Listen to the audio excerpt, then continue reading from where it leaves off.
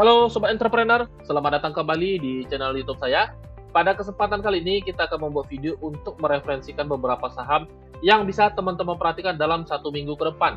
Namun sebelum kita sampai ke topik pembahasan, saya ingin ingatkan kembali kepada teman-teman semua, bagi teman-teman yang ingin bergabung bersama kita, trading bersama Mirai Aset Sekuritas, teman-teman boleh klik link yang akan kita sertakan di deskripsi. Nanti ketika teman-teman klik link tersebut, teman-teman akan langsung berkomunikasi dengan saya, dan saya akan pandu teman-teman bagaimana caranya untuk membuka akun Mirai Aset Sekuritas.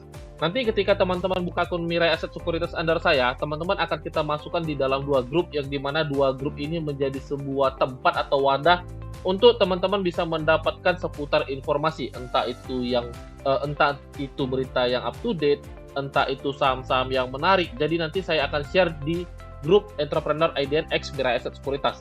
Dan di sini juga teman-teman perhatikan, ini menjadi sebuah grup 2 arah. Jadi di sini kita bisa saling sharing, kita di sini bisa saling belajar dan juga bisa saling berkomunikasi. Jadi kita akan masukkan teman-teman di dalam 2 grup, yang dimana kita berharap grup ini bisa menjadi suatu hal yang bermanfaat untuk teman-teman semua.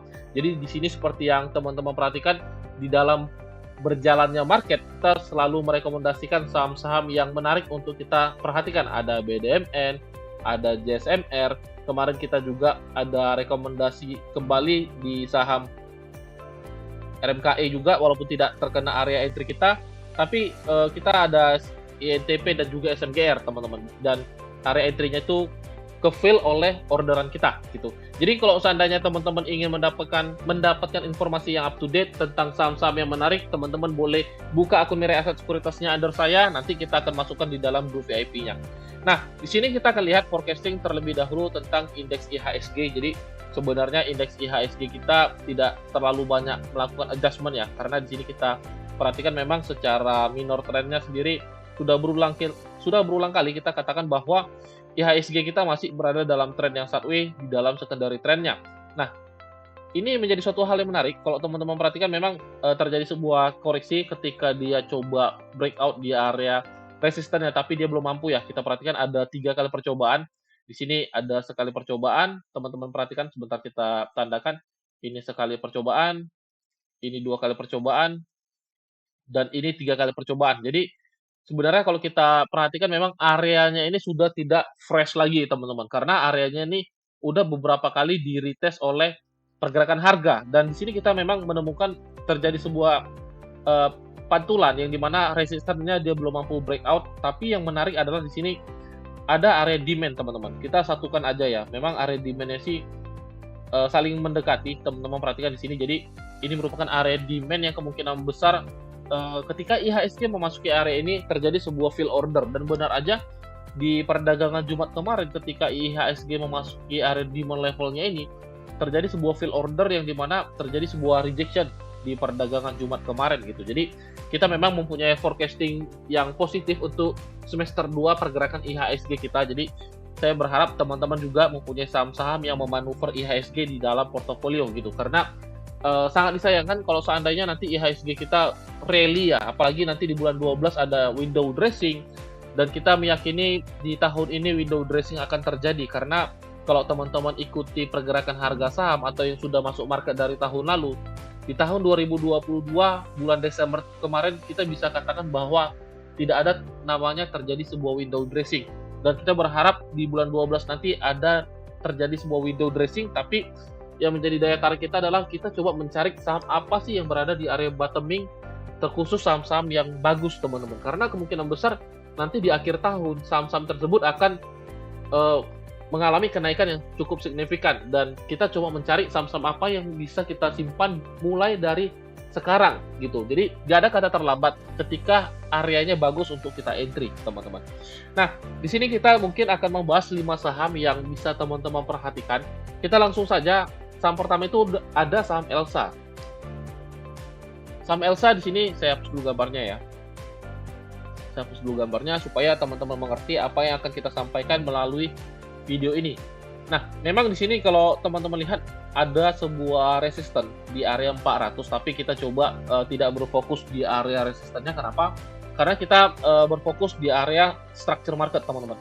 Kita fokus dari price action-nya sendiri, yang dimana pergerakan harganya memang dia cenderung sideways. Teman-teman perhatikan dia cenderung sideways, tapi sideways-nya itu dia cenderung rally-nya ke atas kalau teman-teman perhatikan. Nah, di sini kita lihat memang terjadi sebuah penetrasi ya.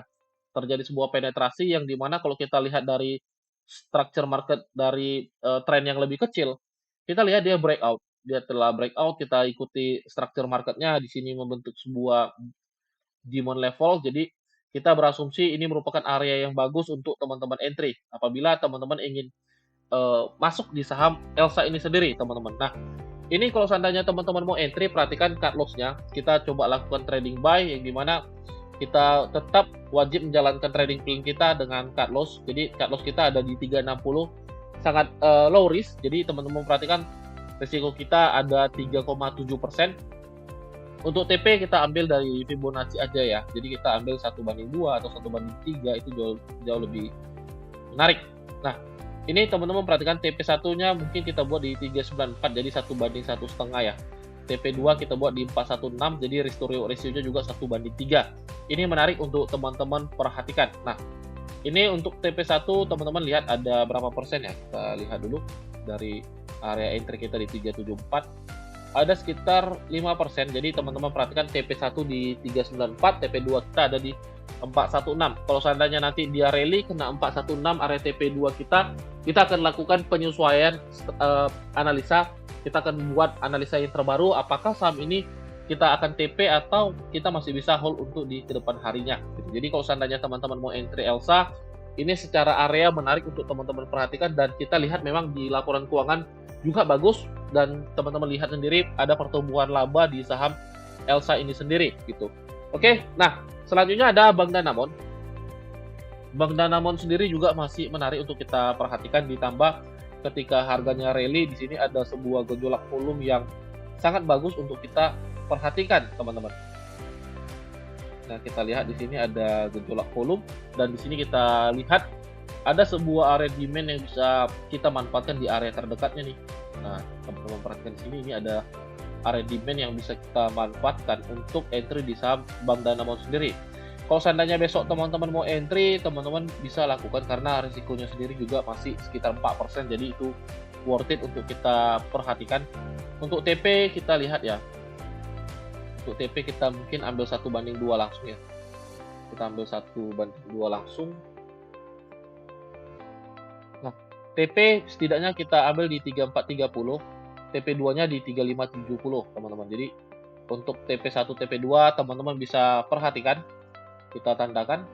Nah, TP1 di 3430 ada sebesar 8,5% kurang lebih, dan TP2 kita ada di 3570. Bentar kita buat. Nah, ada sebesar 13%. Jadi untuk Bank Danamon sendiri masih menarik untuk teman-teman perhatikan. Yang paling penting adalah perhatikan apabila price turun di bawah 3050, teman-teman lakukan terlebih dahulu pembatasan risiko untuk di Bank Danamon ini sendiri. Selanjutnya ada saham LPKR.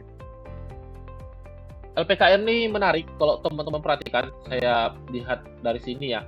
Kalau teman-teman coba tarik channel trendline seperti ini, price-nya sudah mulai breakout ya. Teman-teman bisa lihat di sini.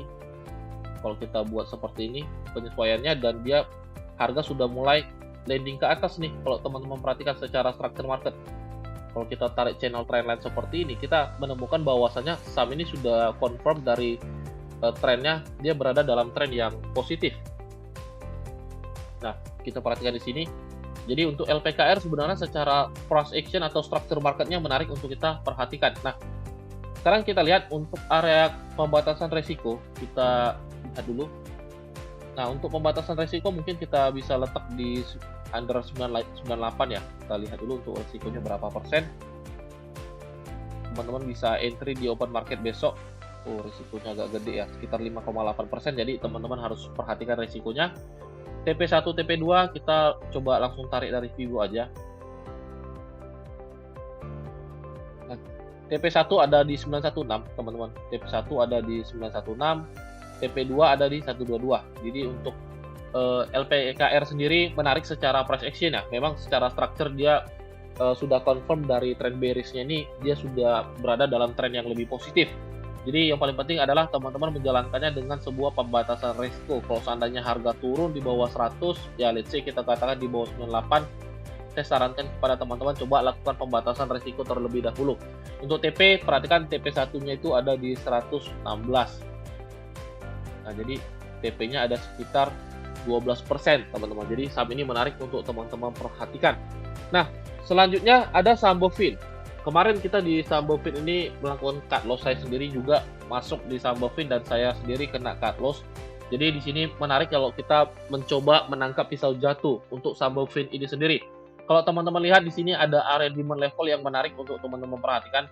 Ada di level harga 1205 sampai 1250, teman-teman. Jadi kalau seandainya price turun di bawah 1200, ya teman-teman wajib lakukan pembatasan risiko terlebih dahulu nih. Nah, ini plan kita, teman-teman perhatikan. Jadi demand level kita ada di area yang saya tandakan. Jadi kita wajib menunggu terlebih dahulu apakah saham ini akan masuk di area demand level kita atau tidak. Kita lihat nanti di hari Senin ya. Kalau seandainya dia nge-fill order lagi di area ini, teman-teman bisa manfaatkan momentumnya untuk entry di saham Bovin ini. TP1 ada di 1375, TP2 ada di 1435. Oke, itu untuk Bovin, dan saham terakhir itu ada MLPL. MLPL juga di sini teman-teman lihat kita sudah buat forecastingnya ya. Kalau kita coba tarik channel trendline seperti ini, dia telah breakout, yang dimana ini ada sebuah konfirmasi. Saham ini dari minor trendnya sudah konfirmasi dia berada dalam tren yang lebih positif. Kita lihat di sini dia breakout dari konsolidasi ya. Kita tarik seperti ini. Nah, dia breakout dari sebuah konsolidasinya, dan di sini ada demand level, teman-teman perhatikan. Di sini ada demand level, kita tandakan dulu.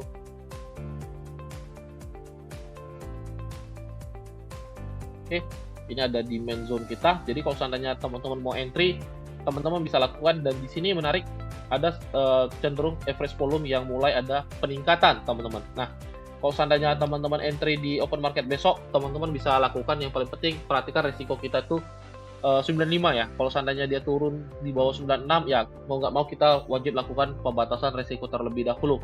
Nah, TP kita TP2 ada di 127, TP1 ada di 115. Kita buat seperti ini. Jadi kalau seandainya teman-teman mau entry di MLPL, pastikan teman-teman pahami resikonya, dan resikonya sendiri memang ada sebesar 7,7% nih, teman-teman. Oke, kita lihat dulu. Oke, dah. Nah, jadi sekarang tinggal teman-teman apakah teman-teman tertarik untuk entry MLPL atau tidak. Oke, mungkin ini aja saham-saham yang kita bisa rekomendasikan di video kali ini. Semoga saham-saham yang kita referensikan di video kali ini bisa menjadi sebuah insight atau manfaat bagi teman-teman semua. Ingat, ketika teman-teman menjalankan plan-nya, jalankanlah dengan plan teman-teman, lakukan dengan pembatasan risiko. Karena apa? Ketika teman-teman masuk ke market, ya berarti teman-teman ingin trading, berarti teman-teman harus punya plan yang harus teman-teman jalankan gitu. Oke, mungkin sampai di sini aja videonya. Sampai jumpa di video-video selanjutnya. Salam entrepreneur.